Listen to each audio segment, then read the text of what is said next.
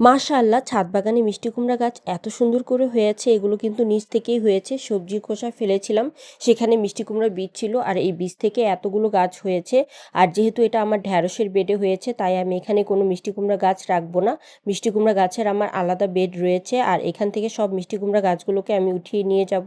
আর এই মিষ্টি কুমড়া শাকগুলো রান্না করলেও কিন্তু অনেক বেশি মজা লাগে। মাছ দিয়ে অথবা শুটকি দিয়ে যেভাবেই আপনি রান্না করেন সেভাবেই অনেক বেশি ভালো লাগে খেতে।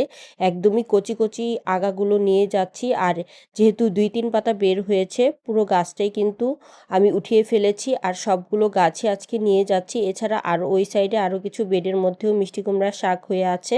নিজে থেকেই গাছগুলো হয়েছে, তাই এই গাছগুলোকেও উঠিয়ে ফেলবো।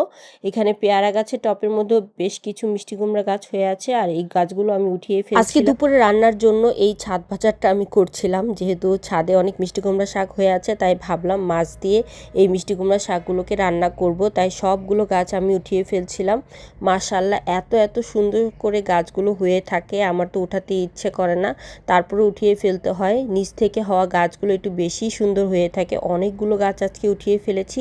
এছাড়া আমার পেয়ারা গাছে কিন্তু অনেকগুলো পেয়ারাই বড় হয়ে গেছে। আমি বড় বড় সাইজের 2টা পেয়ারা হারভেস্ট করে নিলাম। এই পেয়ারাগুলো খেতে এত বেশি মজার, তবে পেয়ারাগুলোকে যদি ব্যাগিং করে না দেওয়া হয় তাহলে কিন্তু সবগুলো পেয়ারাই নষ্ট হয়ে যায়। এভাবে করে আমার অনেকগুলো পেয়ারা এবার নষ্ট হয়ে গেছে, যেহেতু আমি ব্যাগিং করতে পারিনি। তবে গাছে কিন্তু প্রচুর পরিমাণে পেয়ারা ধরেছে, আলহামদুলিল্লাহ।